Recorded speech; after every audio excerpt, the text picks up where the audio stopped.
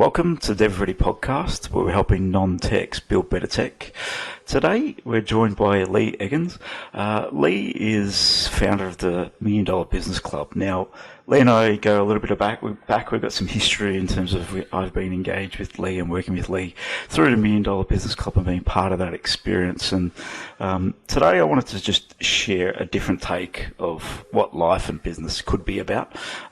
Leigh's exposed me to a number of things. Some eccentric. Meditation, for example, has been one of the things high on a business club's agenda, which you wouldn't expect. So I find the thinking and also the different take and perspectives from being involved in the club has had a big impact on me, and I wanted to just share a bit of the experience, but also look into how we might reimagine the way we work and the way we live, for example. So today may not be about tech and may not be focused on that, but I'll be looking at just a bit more of a deep dive into what business might really mean to people and how you might go about doing that evolving through business. Leigh, thanks for joining us, mate. Thank you, Andrew. It's an absolute pleasure to be here, mate. Yeah, definitely. And obviously, we have known each other for a little while now. But I will, just for our audience, love for you to share your experience, your background and history as to where you are today and what you've done in the past. Okay, starting from now. Yeah. Cool. So, a country boy. Grew up on the land, on a farm, mostly cattle. We had debosha. You ever heard of anything like debosha? No idea, buddy. Okay, Share. it's a tree that gets cut up and used for eye drops and operating drugs.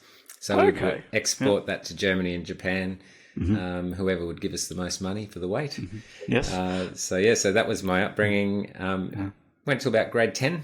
Well, about grade 10. I did finish at the end of grade 10, and then found myself in business. Now I understand a lot more about why. I look back and see that a lot of the people before me were entrepreneurs and business owners. So in business, varied success in business, up and down, round and round, made, lost, raised and invested millions of dollars in business. And was looking for a bit more consistency, and so went to courses and stuff like that to try and understand more of who I am and how I can perform better in the world.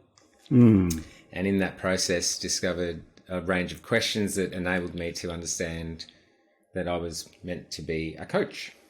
So I decided to get a coach. Thought it was important. Good place to start, yeah.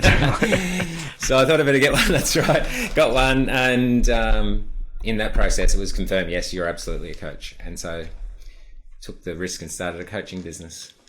That was about 7 years ago.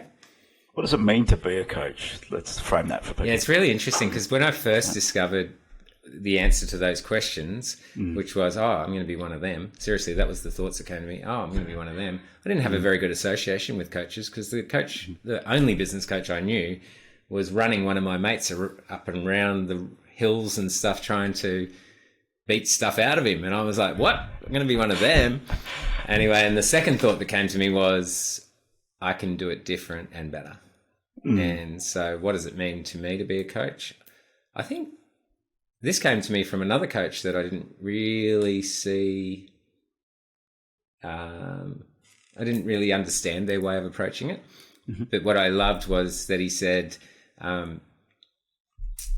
coaches were created to find blind spots. And I was like, oh, wow, cool. And another great coach said, clients will hide in your shadows. So you've got to be willing to go everywhere. So when I put those two pieces together, I was like, so it's all about the blind spots. And it's about the willingness to go to the places that others won't go, to ensure that your clients don't hide in your darks or in your shadows.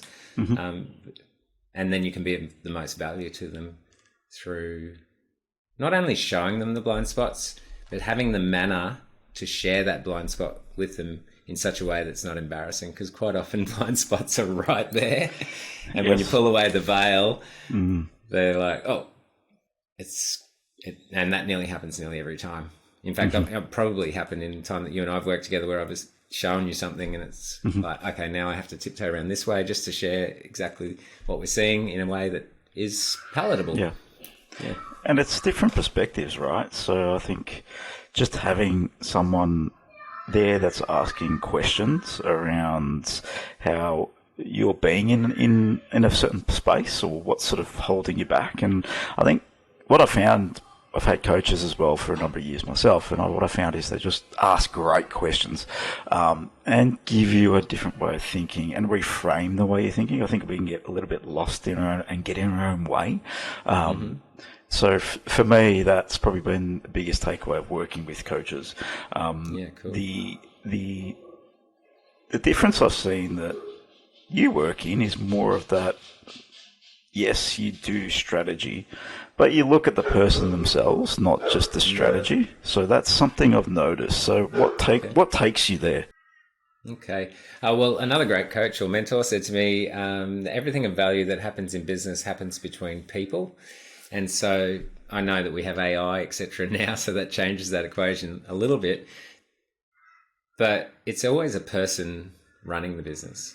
And so a lot of people try to separate business and personal. It's a common thing that people talk about. And I don't actually understand it because at the end of the day, it is a person running the business. And if the person's not in a performing at their best, then the business won't be performing at their best. So I've actually overnight realized a term which is about being business fit. So I know many successful leaders that aren't exercising, aren't reading books, aren't meditating, aren't doing anything, of these sorts of things that I prioritize. And they're doing quite well, but they're not fulfilled and they're lacking in time. And I realize that they're not completely business fit. They could be much more business fit by working on some of those things that benefit the person that will then benefit their business. I think as I reflect on the business journey, been in business, 13 years now, and it feels like a lifetime. It's just been business is what I've done. But if I reflect on the person who started in business, it's a very different person than the person who I am today. And we always are growing and evolving. And one thing I've noticed is we'll get challenges thrown at us, and when in business, we want bigger and better challenges. But then fear can get in the way, the unknown can get in the way.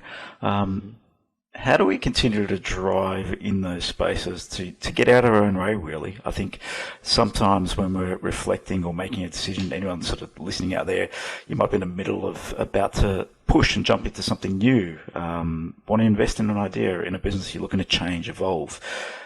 We can get in our own way. What sort of gets in our own way, generally, I find, is the thought in the head. It's those thoughts that we have that we don't know this area, it's not comfortable, so let's just avoid it. What I found is that's where the magic really happens. It's in those places that are uncomfortable. It's about stepping into them, and then you realize that they're probably not as bad as one thought. So when we're in that mold and that thinking of comfort, do you recommend what do you recommend in that space? Do we educate ourselves? Do we challenge ourselves? What can we do? Mentorship is one thing. Leaning on coaches is another. But what are some of the things we can put in play just to get out of our comfort zone? Because I feel like that holds us back as people.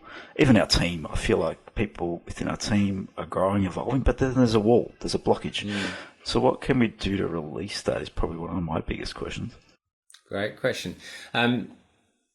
I don't think there's one answer for any of this, right? I think based on your question, the best thing that comes to me is awareness and acknowledgement is first thing, right? If we have awareness and acknowledgement of the fact that we are getting in our own way, or that we are limiting ourselves, or that we're not being as courageous as we could be, or that we're seeing other people around us do things that we would hope we could do, but we don't seem to get done, we're halfway there just by that awareness. And then some might say, well, how do I get this awareness? Because I don't really have that awareness right now. Well, that's another story, right? We go back to, okay, how do we create self-awareness? Because when we have self-awareness, then we can be more present to what's really going on and then see a clearer path resolve the challenge or to make use of the opportunity. So I think awareness and acknowledgement is definitely first, of where we're at, and then getting clarity about where we want to go. Because, where does a ship without a rudder end up? It ends up on the rocks. It could end up anywhere, right? Yeah. But if we know where we want to go and we know where we are, and then, or better said in the other way, if we know where we are and know where we want to go, then we can start to assess what's the next step towards our goal. If we don't know where the goal is, we won't know what the next step is towards our goal. Some of the techniques that we use for self-awareness, because it's becoming quite obvious from this response that we need to improve that first of all, right? In my best awareness from many, many years of studying this stuff is that meditation is a big player in improving our self-awareness, strengthening our focus, does many other things, heals our body, creates coherence in our brain, between our brain and our heart as well. Heart intelligence is another level of discussion we can probably have today. Yeah, obviously on that front, awareness is big. The heart intelligence, let's dig in a bit on that, because love to understand some of the things that you do in that space and some of the strategies that you lean on there. Okay, cool. So let's start here then. Let's pick a name. Harry. We'll talk about Harry in business. Let's say Harry was he was in business, and we might say, Harry had a great year last year, didn't have such a good year the year before, and the response might be, well, why did that happen? And the answer might be, his heart wasn't in it. Yeah, okay. His heart wasn't in it, right? Yeah, and someone didn't have the heart to tell him. Right. Like it. So heart is all through our language. And it's because no matter the religion, no matter the culture, we understand that the heart is a really important part of our physiology. What a lot of people don't recognize, however, they might use the language and say his heart wasn't in it, but they don't really recognize that the heart is like a neural center. It's actually a center for intelligence, and so it's like a type of brain, and it has different senses to what our conventional brain does, and so it picks up different things. And so so we work in the heart space as well. If you try and type in heartset, you can type in mindset to anywhere, but you type in heartset, you'll get a big red line under it saying it's not a word. Oh, it's not a word. There you go. So it's not a word in my context. No. Yeah, that's right. So heart is everywhere in our language, but heartset is not. When we understand mindset, well, we talk about heartset as well. And so having your heart and mind, or heart and brain working in coherence or collaboration together, that accesses another level of intelligence. We know from the Heart Math Institute that they've simplified it. They've just said, look, you're really either in one of two emotions. You're either in appreciation, which is a high positive vibe, or frustration, which is a negative lower vibe. And what we know is when we're in frustration, we have lower coherence. It affects our HRV. We won't go too tech on that, but that's heart rate variation. And so that's how they detect it. And when we're in that place, we're actually at a much lower level of intelligence because we're not accessing the intelligence of the heart. Some cultures say the heart is connected to a higher level of intelligence or guidance. Follow your heart. You've heard that before as well. There's sayings we all hear, right? So what do they really mean? Yeah, follow your heart. Let's use your heart in it. That's definitely some things that come up when we it's within common culture and common language, right? Hand on heart. I'll tell you, hand on heart, right? There's many of them, many. So where were we? We're talking about heart math and the coherence, and then what that might mean in terms of how we sort of connect. I think I lost you for a second there. You just froze for a second. Yeah, as did you, I think, but that's all right. We'll clear that up. Oh, good. We're still here. Yeah, we're still here. So connecting mind, heart, or heart and mind together and building coherence. I think, and it's clear, right? If you're in frustration, generally, you don't make great decisions. If we're in a place of, I think, if you want to draw any comparisons, you might be in a relaxed, comfortable place. That's generally where you might feel when you get into more of a coherence. Where if you're in a sort of anxious, I find anxious or nervous or thinking about everything that's going on around you, that's when you might be in that lack of coherence. That's what I've noticed anyway. Yeah, and it's not only thinking about things that are happening around you, it's thinking about ruminating about the past or concerning yourself with the future. All of these things take us into a frustrated or low vibration state.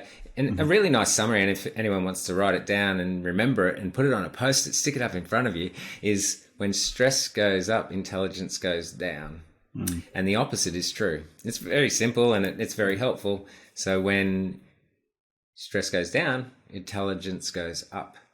And that's because our coherence is increased and improved. The heart bridge, which is a very real connection between the brain and the heart, that is activated, and people access a new or another level of intelligence, which takes, like anything, takes practice and training to enhance.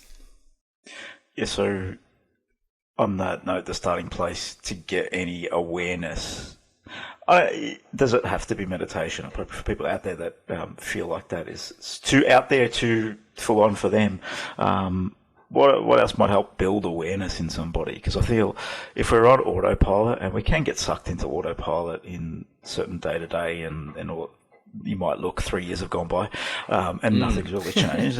Call that autopilot. And you're not in a place that's serving you, your business, or whatever you're looking to achieve. How do you get out of that? Is it stepping back? Is it taking time off? What's the first thing you might do to just get out of that place where you're not really making any progress? Okay. So there's a saying, if you're not creating the program, you're in the program. And the reason I mentioned that first is because quite often you won't even be aware enough if you're in the program to make a change, to be even realize that there is a problem going on, right? So again, we're back to self-awareness. Yes. So what can we do? Have you heard another saying?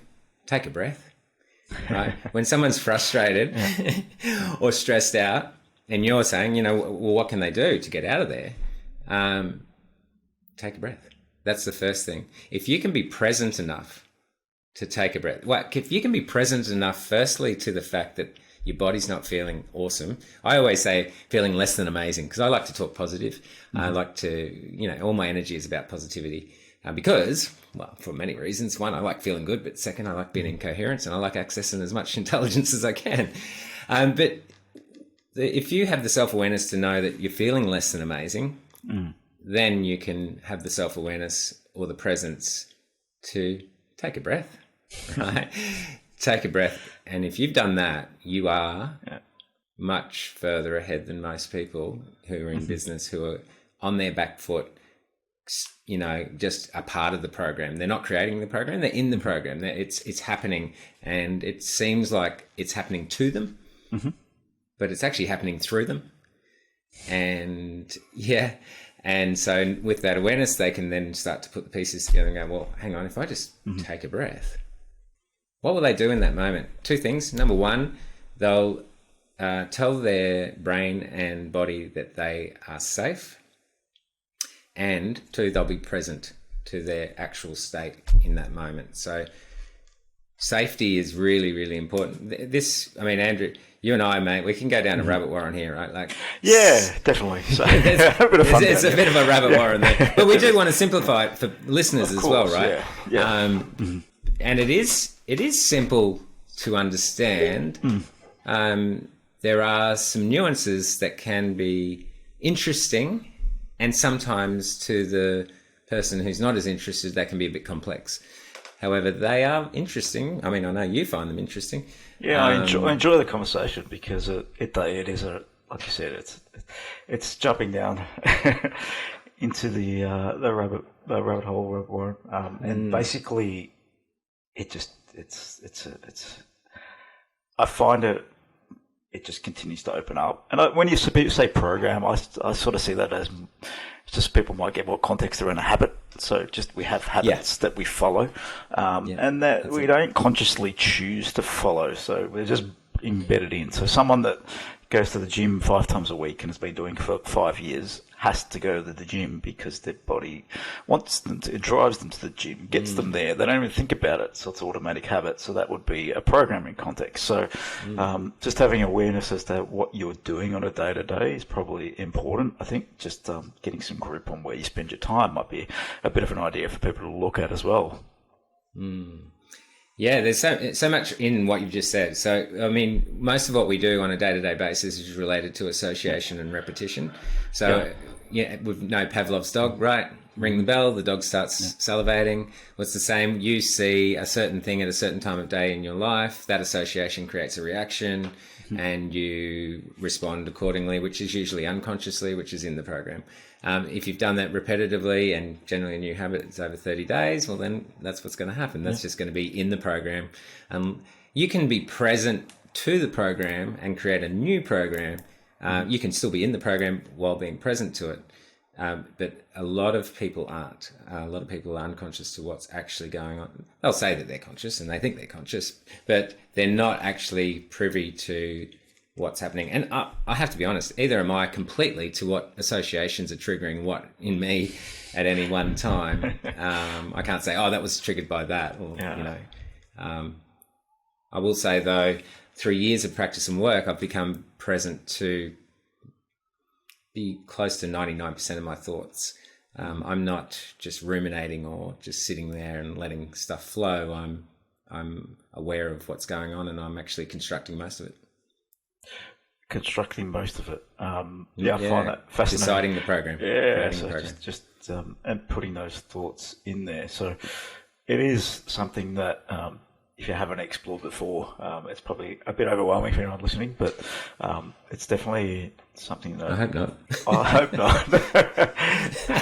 But it can be. So we're having a conversation around how we think, how we make decisions, our habits, and how they're somewhat automatic, really, and they become automatic over time, right? So it's just important, like you said, to build awareness. And I think breathing is a great tip. It's about just reflecting, slowing down, focusing on breathing just for a minute or two can make a big difference to get you out of your thoughts and your patterns that aren't really serving you. So, some great takeaways for people to just have a bit of a think about in that context. So thanks for sharing a bit of that. My pleasure. Look, for the people who want a little bit more, because there's always different listeners, right? Yeah. Take a breath is great, and it's a great start. And for many, that'll be a big deal. Just the fact that they're aware of their breath, or the fact that they felt less than awesome and were able to take a breath. That's a win. The day that happens for those people, it is a win. And I remember that time.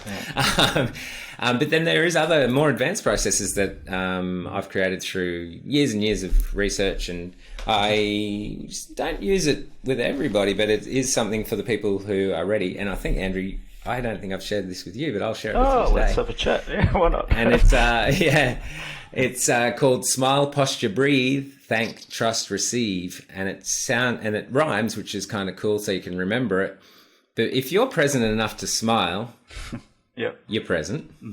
Number 2, when you smile, it turns on your cells and actually makes you feel happier. So they've proven that by putting a rubber band with paper clips holding someone's face in the shape of a smile, and it actually causes reactions within the body which are related to happiness. Studies, don't you?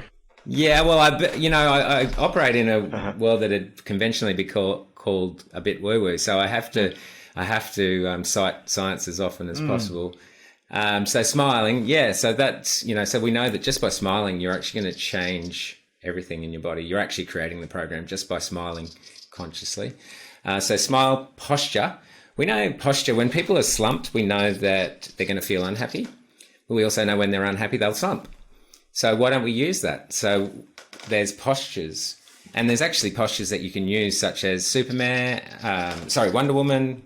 Most of the men won't want to do that one, stand up with their hands on their hips. But you can, the winning pose, here's another bit of science. If you want to look up Ann Cuddy, body language on YouTube, she talks about how even deaf and blind people, when they win, they'll put their hands above their head like this in this posture. So in that sort of posture, that posture, which is a winning posture.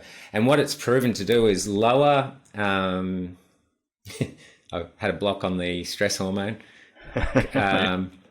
Lower that and increase confidence, right? Just by putting their hands above their head. So you can do that at any time. And I helped a guy win a contract for many shopping centers, actually. Before he went in, he did this posture. He did the smile, posture, breathe, thank, trust, receive before he went in. And he came back to me and told me that he felt that was largely responsible for the result he got. But posture, so smile, posture, breathe. We talked about breathing. Smile, posture, breathe. So we know if we change our smile or consciously, that's going to have an effect. If we change our posture, that's going to have an effect. If we breathe, we know that's going to have an effect. Thank is appreciation. We know we're going to be in a positive state and we're looking for what we can thank about. So you might look around you and say, what can I thank about? And for working with leaders for many years, Andrew, I'll tell you that some of them will say to me, so what do I appreciate? What should I appreciate? It's like, man, if you're washing your hands, appreciate there's water and that your digits work. Right? You have digits, right? Yeah. Because some people don't have water and some people don't have digits. So if you're washing your hands, something as simple as that, you've already got something to appreciate. So smile, posture, breathe, thank, which is appreciation. Mm-hmm. Trust. Tell me an entrepreneur who's created any level of success without believing they could do it, right? They had to have trust they had to believe in a bigger possibility. So trust is the fifth one. And then receive. Receiving is a skill. A lot of people, including myself for many, many years, thought, if only I get to this level and then I'll be happy, right? And it's like, if only I achieve this and then I'll be happy. And what I wasn't doing was receiving what was already here. Mm. And so as I incrementally improved or changed my journey, I was able to receive more because I'd practiced receiving what was here. But if you don't practice receiving what's here, you won't actually ever be able to receive what you're planning to achieve because you haven't learnt to receive. From the receive side, just to dig in a little bit on that, is that just appreciation for what you already have? Because I'm sure anyone's general listening to this may be coming out of Australia. That's where it's marketed. It can trap into other countries, but we're in a pretty lucky country where we are, where we have access to anything and everything we need. Totally. We live in one of the most amazing times that we can have this conversation. We're sitting in different states. We can record it in high definition and then share it out to the world. This could not happen 10, 15 years ago. It just wasn't possible to do this. I think you're just looking at the little wins and appreciating those. Is that a context of receiving what's around us, or is it a little bit different? Yeah, it is. Another saying, I have lots of quotes and sayings, so forgive me, there will be a few. When you love what you have, you will have what you love. So when you begin to love what you have, which is appreciate what you have, that means you're actually receiving it. You're not resisting it. You're generally either receiving life or resisting life. You're receiving it. So that's a skill. And as you improve your ability to receive, your capacity to receive, then you will receive more. And that's where we start to get into the subconscious beliefs that are preventing that, for very good reasons, by the way. They want to keep you safe. A lot of people mark those subconscious limiting beliefs as negative behaviors or negative things. In this moment they might have a negative outcome. But at the time it was created, it was very much about safety and creating safety for the person involved. So, so those limiting beliefs can inhibit people's ability to receive. And so that's why consciously and subconsciously we practice receiving, which then kind of leads us back to meditation again. Because meditation, we can access the subconscious. And I don't think I answered that properly for you before either, Andrew. Some people go, hey, this meditation thing, it seems a bit, out there. There's so many types of meditation as well. And some people will say, well, I meditate, I'm walking when I meditate, or I'm surfing. Cool, me too, I'm a surfer. And yes, it's very meditative. Am I accessing my subconscious and affecting the program? No, not consciously. Whereas when I sit down and understand my brain waves and bring my brain waves down to an alpha frequency or a theta frequency, then I'm opening the door to the subconscious. I can make changes. I can I can access it and make changes, which is the benefit of going to that deeper level of meditation in a quiet space on a regular, on a regular schedule. So that's the difference. It depends what you want out, right? Yeah. I think there's plenty there. We can talk for hours on it. But I'm going to change topic a little bit. Go for it. One of the things that when people out there that are in business, looking to be in business, build some technology, innovate, disrupt, there's a keyword that is thrown out. We're in a society where we're basically trained to work as much as you humanly can, dig in, work 80 hours a week, and wear that badge of honor. Now, I want to talk about reimagining life and business. Why do you think that is? Is it a program? Is it something that just has been passed down, what we need to do? Why do you think that is in terms of business when we jump into it? So working for ourselves, generally people perceive as working harder, putting in all the hours. I work for myself, so I've got to work even harder than everybody else does. So what does that mean, and why do we get there? Okay. So I'm very cautious about making absolutes. I get that. I'm just sharing my opinion, and in my opinion, from my understanding and research over many, many years, I believe that whatever we learnt to survive up to the age of 5 years old will generally play out as a pattern in our life until we become conscious enough or aware enough, or something happens to us that shocks us to change the program or the way that we approach things.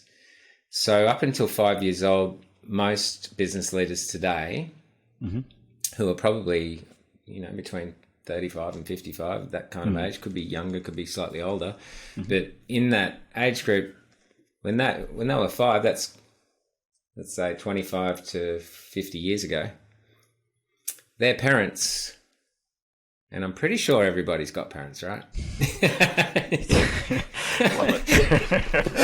Pretty sure they do. So we can make that absolute. Too, but anyway.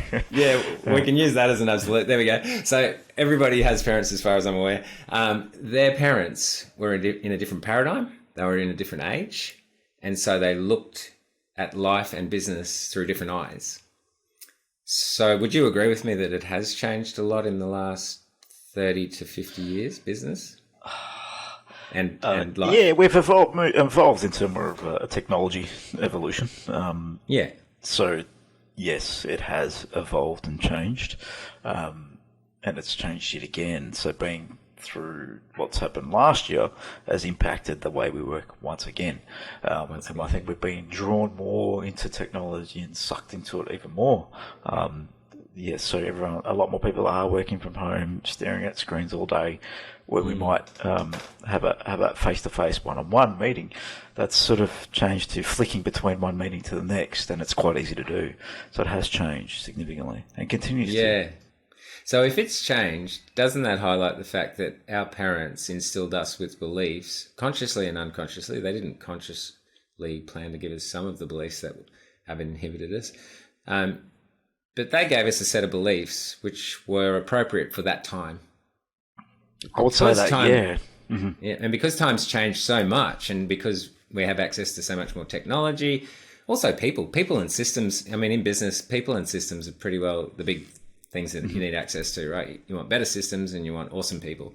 Yeah, correct. These days you can access more people more easily. I mean, ourselves, we've got a team in Cambodia, Philippines, WA, everywhere. So you can access more people and you can access better systems. But yet a lot of leaders are still operating on belief systems that were formed in a time before all that was possible.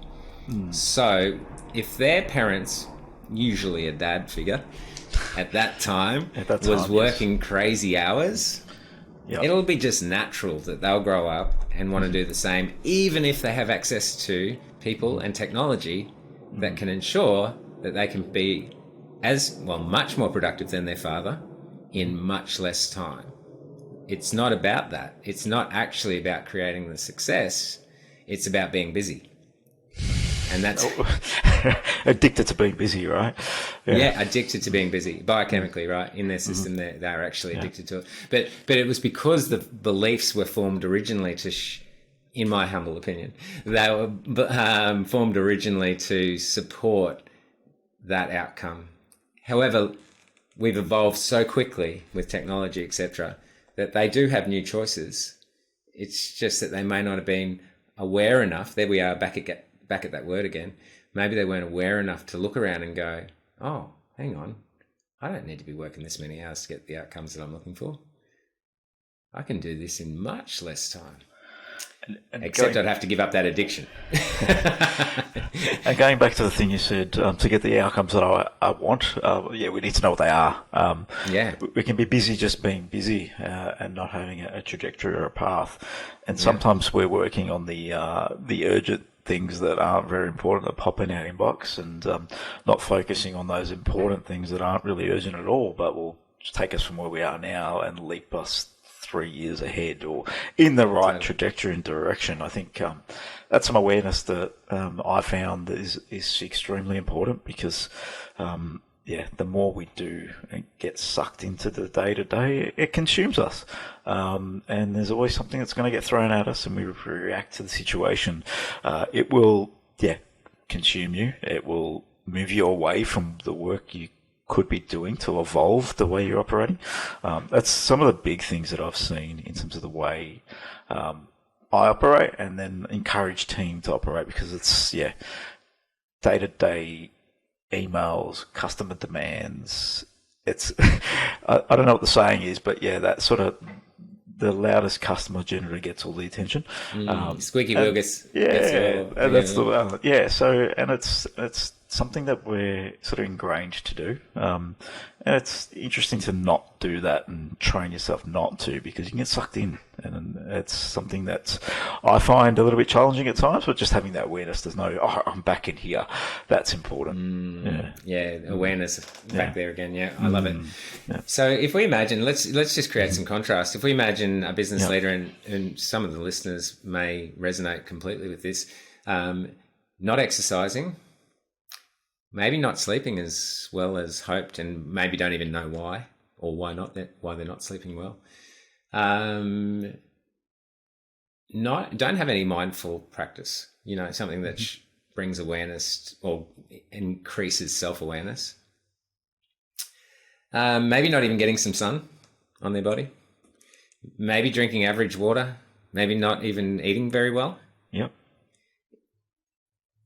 Well, if we do the exact opposite and compare the lives and businesses of those two, it becomes quite stark, the difference, right? If we then have a business leader who's exercising, knows why and how to control their sleep patterns, is eating healthily, drinking clean water, possibly alkalized. Not that I'm promoting that, I'm not. It's just that I do. But getting some sunlight, has a mindfulness practice, might even have learned about how to increase heart coherence. And we put those two people against each other. We're not necessarily saying, oh, this guy's going to be a better business person. What we're saying is this person's going to enjoy their experience a whole lot more. And yes, they will be more productive. And yes, they will be more purposeful. They'll actually be clearer on what they're doing and why, not just being busy. And this same person that we're talking about has actually also just begun to investigate their beliefs. Not making them wrong or right, just questioning them, just checking. Oh, does this belief serve me? Does this belief not? And so a saying that we have around that is beliefs are useful until they're not, right? They were useful to protect you and keep you safe. And then one day they're not. All of a sudden you're like, no, I don't want that belief anymore. It got me to here, which was wonderful. But now I'm ready to go to the next level of enjoyment of my experience of life and business. I'll let that one go. And I make it sound so simple, like I'll just let that one go. Where it is using some techniques. It's not as easy as some would hope. And which, if you'd like, we could just touch on a couple of ways beliefs are changed. Generally through a shock. That's one that you don't control. So it could be a death of a loved one. It could be a car accident. It could be something that just jolts you. It could be a shock, a robbery even, right? Someone just appears in your reality and you're not ready for it. That will definitely change. Right? Yeah, that'll fire off new neural pathways, which will create a shock, which will create a change in belief systems. So that one you can't control. Another way is repetition. So you can say things, as long as you say them with feeling. If you just say them, you will create new neural pathways, but you do need to access the other parts of the brain through feeling, and your heart as well. Put your heart in it as well. So repetition is another great way to change beliefs. Meditation, definitely. We've talked a little bit about that. It's a great way to access beliefs. And then there's a whole gamut of techniques such as hypnotherapy. We use EFT or tapping. There's a whole range. Yeah, I find that fascinating, how you might, if anyone hasn't heard of TFT, go check it out. But tapping your body in certain places can release energy. EFT, I know you knew what you meant. Yeah, sorry about that. EFT. Emotional freedom technique. Yeah, I knew what I meant. Yeah, I find that fascinating how, and the shift in energy when you go through that process. So yeah, check it out. It's definitely something, it's worth trying when you're in a... Definitely. Not so...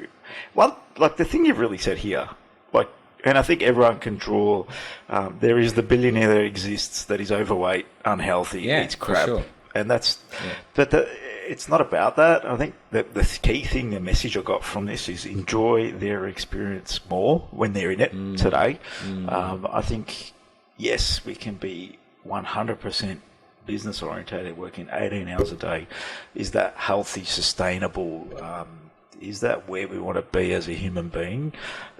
That's a question that some people may think that's perfect for them, and that's great for them if they believe that that's perfect. But enjoy, experience more is one of the things I got from that.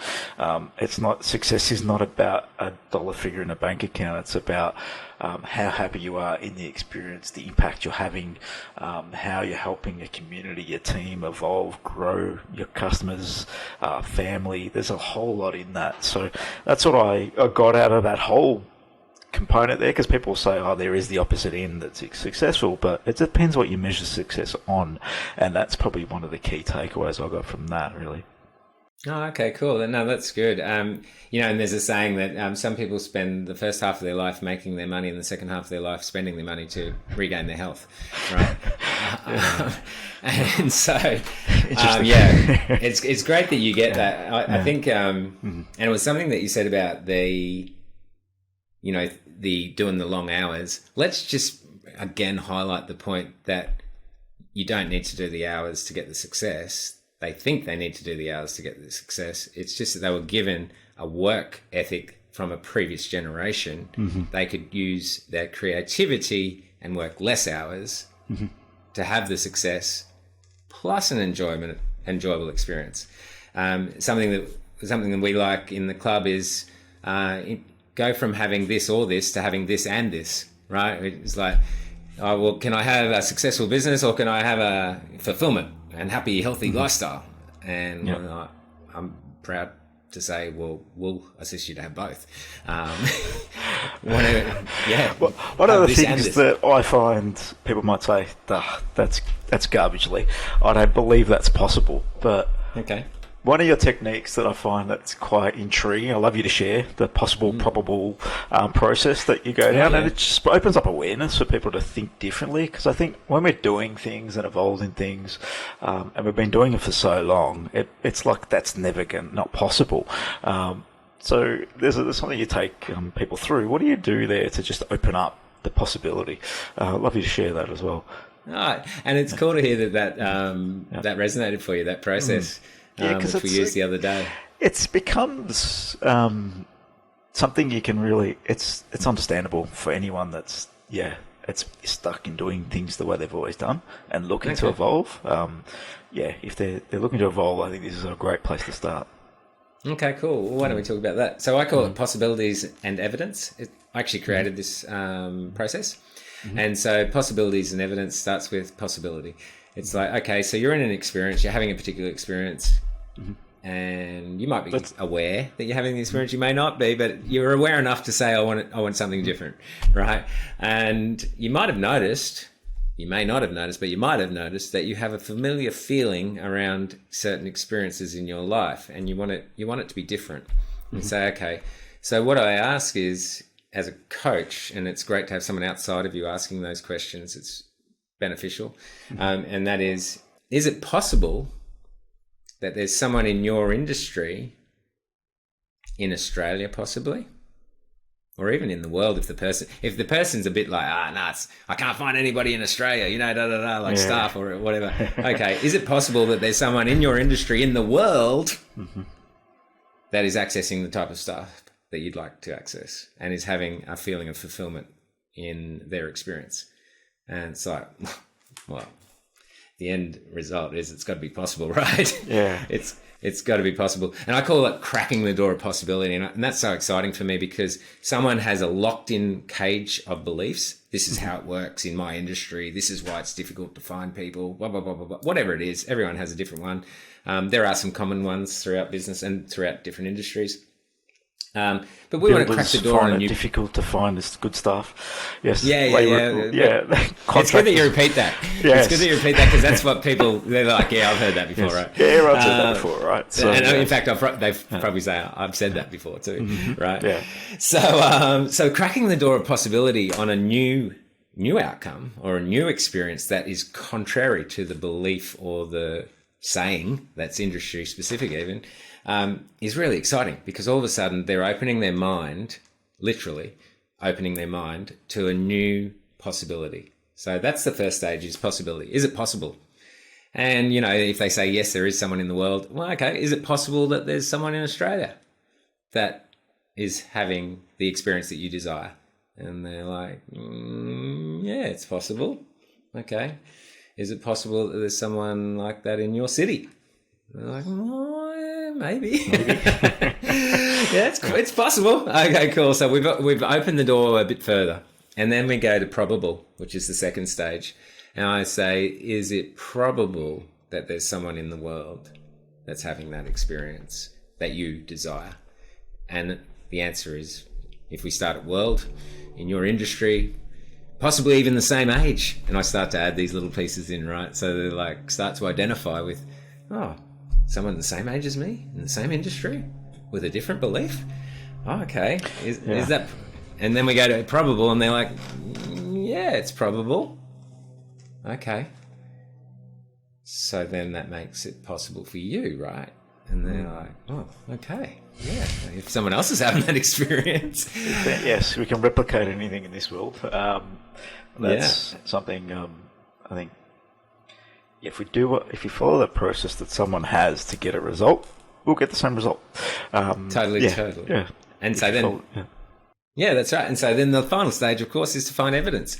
And I say, of course, it's not of course, but that is the final stage, which is to say, can you find evidence within your sphere or circle of people that are having that experience? And quite often, at the beginning of the conversation, there's no way. Their beliefs are formed. And so they do a complete flip, right? And this is why this is going to be useful for listeners.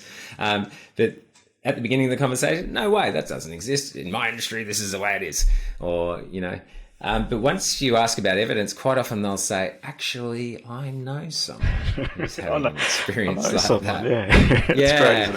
And then if they don't know someone who's having that experience, I say, could you, and even if they do, it's good for them to do this, but could you spend 10 minutes online or looking through your phone book in your phone for evidence for people that are actually having this experience that you've decided is important to you, but you didn't think was possible. And that's why it's called possibilities and evidence, because it starts with a possibility and then we develop evidence, and all of a sudden people have formed new beliefs around that. I find it such a simplistic but probably complicated to get to way, but it's a common sense approach to opening up a blockage, and you mentioned it in this conversation. There's beliefs around things, and how I've just framed it around working long hours. That's just one example, right? Because I know a lot of people do that, and they get sort of stuck in that trap. And I've been there, done that, evolved in and out of that, and that's something I can sort of feel if anyone's listening can that experience. But then the questions are 4-hour work week. There's a book about it. Someone's doing something differently, and it is possible. And there is evidence of people that have, for example, e-commerce, Amazon businesses generating huge amount of success and living on a beach. Is that what you want? Different story, but just there's different possibilities to way, and that's a reimagining life and business, which is why I want to get you on about that. I think love it. If anyone wants to start, I find that a nice little box that you put people in just to break out of it. Boxing in the context of what you're challenged with, what you're believing about, what you're doing, and then looking for evidence that someone else is probably doing something different. Yep, it's definitely in this space. I know I run a tech business, I run a podcast, and I know if I want to increase the listeners on my podcast, I know there's podcasts out there with 1 million listeners a week, a month, a day. So is it possible that we could do that? Yeah, why not? But we would have to understand the context of why we want to do that too, and is it something we want? So I get a bit out of that just to question my thinking in terms of everything. So yeah, just that's impacted me a little bit, that one.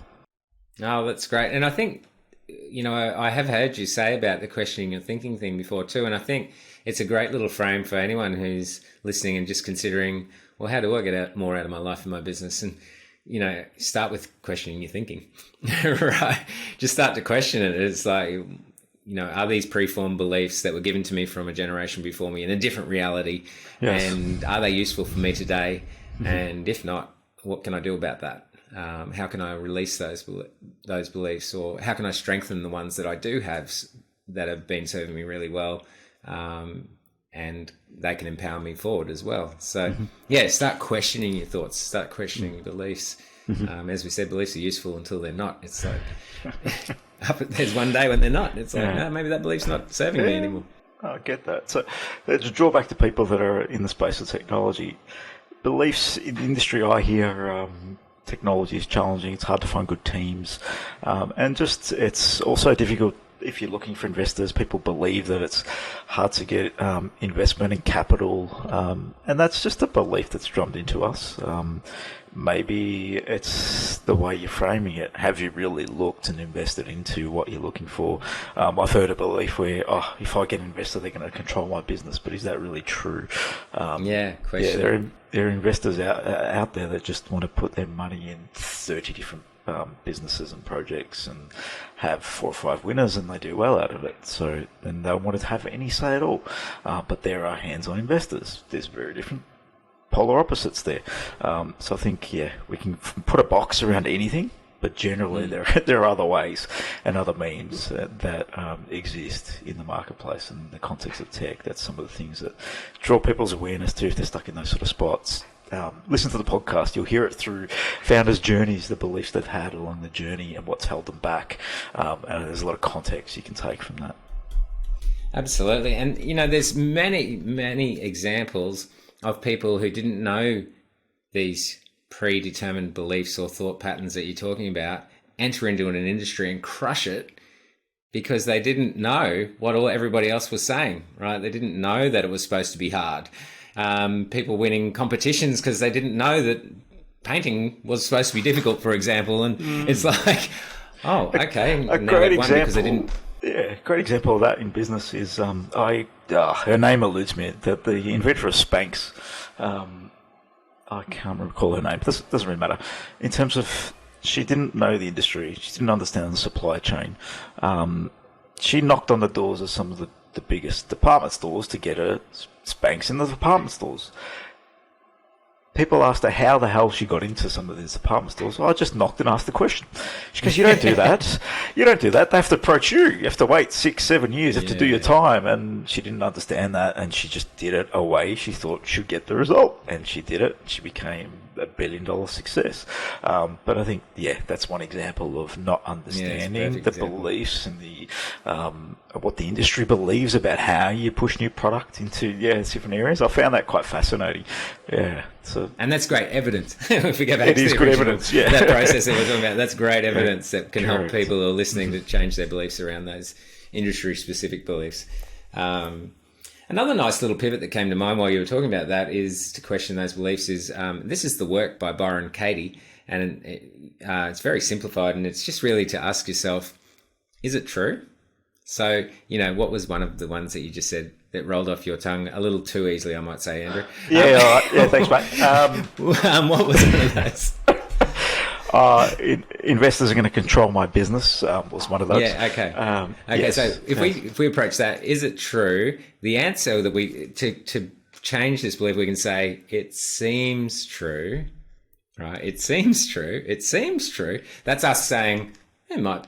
Yeah, like there's a part of me that really believes that's true. Investors might control my business.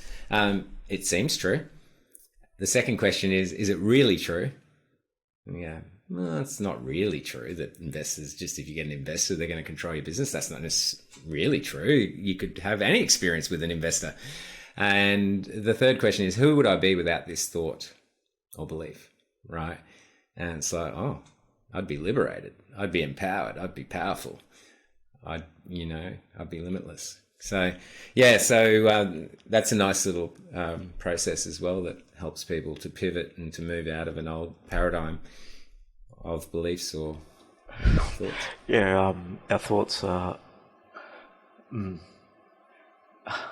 for me, as we think about things and as they pop up, and you start noticing things are getting away, and could we do things this way? And I'll share a bit of an example in our business. So for 10 years, we did everything in our own box. We basically did it all out of one office in Melbourne. We had to be there every day. That was a must. We had to all have the control. Everyone had to see everything. And then I started questioning, and I was talking to one of our team members. He was from Nepal. He has been with us for 6-7 years, and I started asking the question, how else can we do business? Because he came from there, he worked there for years. He came to Melbourne. He's one of our top performers. He's brilliant at what he does. And I started questioning, am I limiting myself in our business by just focusing in this little pool in Melbourne, in this little office, and pushed in and basically said to Anil, his name is in our team, I said, let's try build a team offshore. Can you help me with that? He goes, I'd love to help you with that. So asking a question and just changing context. Today, we started that 18 months ago. Today we have 27 people in our business. It's grown from 8 in a space of 18 months.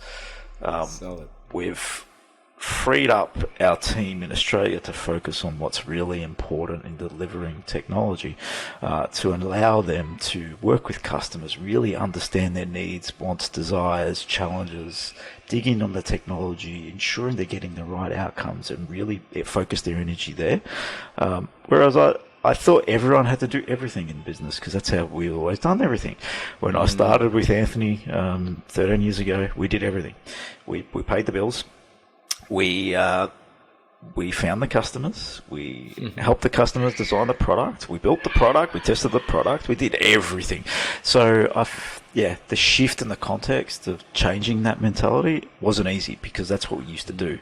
And then we pushed that onto our team to do the same thing. You need to do everything. You need to be a designer. You need to be a tester. You need to be a developer. But just changing context and frame is so important. And today, coming from 3 years ago with a group of 8 of us sitting in one little office, we're now working remotely because it got thrown at us and it works. And I think no one believed. One of those shocks, actually. Yeah, it is one of those shocks. No one believed you could work remotely. Now everyone's doing it, so it's quite interesting. I would say no one because that's not true, mate. Some people were working remotely. But we were actually doing it. Yeah, we were on Zoom for 5 years. Yeah, so there you go. So there are people that have been doing it. So I found that just a shift in belief, context, and a shock can just change the whole structure of the way you do business. So I think we can be stuck in our own way of doing things, and that's just something I just wanted to share for anyone that's sort of in a position where they're just thinking this is the way things need to be done. If you don't reflect on last year, I'm sure things change for everybody. Sometimes it's not the way things need to be done. I think we're just continuously doing the same thing over and over again because that's what we're used to. Yeah, totally. And how do we break that paradigm? Of course, that's the next question, right? And that is the short answer that is probably familiar to everybody is get comfortable being uncomfortable. And the reason it's uncomfortable is because you're actually breaking the habit. Yeah. Right? You're doing things differently. And so you have to be willing to do things differently to break out of those paradigms. Something that we haven't really spoken to, you mentioned the word addiction. We are actually addicted to our thoughts. Anything that we do regularly, we're addicted to. So if we're used to thinking in a certain way, we're biochemically addicted to that. You've got to treat it like an addiction. So workaholism, I don't use that word often, but it is actually workaholism. It is actually an addiction to work. And so thinking a certain way and in limited ways, that's addictive too. And so when you treat it like addiction, it changes the whole game because you're looking at it going, oh, so it's not only that I've just got used to thinking like that way, I'm actually addicted to it. And so if we bring it back to either in the program or creating the program, bring that back so we can plug all this together. You're in a program that you're addicted to, and you need to be conscious enough and self-aware enough to break the program and have the courage to go into the discomfort of breaking the addiction. And that's why. Yes, this comfort you've mentioned there, because it is uncomfortable, right? Yeah, it definitely is, right? We're creatures of habit. And the discomfort is we're addicted to the habit. We're addicted to that way of being biochemically within our body. So the reactions that happen based on the certain things that we're doing create chemical reactions that we're addicted to. And so, yeah, it's a big deal. And that's why there's so much to talk about around it, right? Because if you don't know these things, like I spent a lot of my time knowing about thought processes and neural pathways and networks and pruning and, and all that sort of stuff without knowing about the addiction side of it. And once I learned about the addiction side of it, that was a game changer because it was like, oh, this is the animal we're dealing with. Now I understand. Yeah. What's opened you up to that side of things? So what's something, if people wanted to dig in and learn more about the addiction to habits and what it does chemically to our body, what's some of the things that people can explore and dig into there? Yeah, I would highly recommend looking at Dr. Joe Dispenza's work. He's a neuroscientist, started out as a chiropractor, healed himself after a bicycle accident in quite a miraculous way. And he became so interested in what he'd actually achieved that he started to study it more and more. And then there was demand for him to share. And then it was quite a momentum. He was actually on What the Bleep. Do we know that movie from a long time back? And he's very well researched. He's actually got, I don't know if it's a record, but he has studied the most amount of people with using electroencephalograms, EEG, in their brains while they're meditating, etc. He also uses the heart rate variation monitors as well in his studies and compiles the data. So he's a really smart man, and he's done some great work, and he's written some fantastic books. And you've read one of them. Breaking the Habit of Being Yourself, I believe, is one of his. Yeah, what a great book. It's a cracking book. What a great book. That teaches about the chemical addiction, and I find that fascinating. So, yeah, have a read of that. Jump on an Audible, listen to it. But, yeah, whatever, if you want to read it. But it is quite deep, that book. It will challenge your thinking. That's what I found with it, definitely. Yeah. Yeah, and if you want deeper, because you go back and look, Evolve Your Brain, which is his as well. I haven't read that one. No, I haven't. No, you don't. You don't want to read it, Andrew. Don't want to read it. All right. Stay away. It's really deep. It's a bit too complex. So I think he got the message from people like, hey, simplified a bit, and he went to Breaking the Habit of Being Yourself. Makes sense. Then he turned it into a more practical sense and created You Are the Placebo, which was what is this? How's this working? And now he's got Becoming Supernatural as well, which is a great book. I've read all of those books, and I still love everything he does. He's an amazing man. Yeah, great place to start for anyone that wants to understand a little bit about addiction to our habits and our way of being. So today, Leigh, mate, it's been an absolute pleasure just to have you on and talk about maybe different ways of thinking, being, and it's a very different episode for people to just sink their teeth into. But I find that being on a journey of being in business, things that sometimes work can come from a different place. And this is definitely one of those. I started a personal development journey probably about 4 years ago, and it's always been evolving in the different things that we do.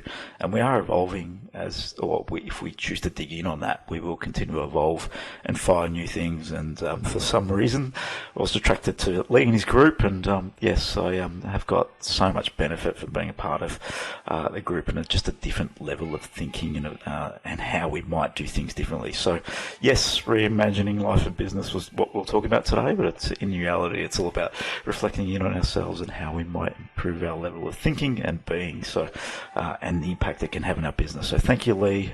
Really appreciate your time. And if anyone wants to find out more about you, where can they look you up? Very simply, milliondollarbusinessclub.com. So milliondollarbusinessclub.com is where you can find me. And if you're motivated, hit the apply button there and you can reach out to me and have a chat. Yeah, that sounds Love brilliant, mate. Thanks, Leigh. We'll share everything in the show notes, but I really appreciate your time. Thanks, mate. Thank you.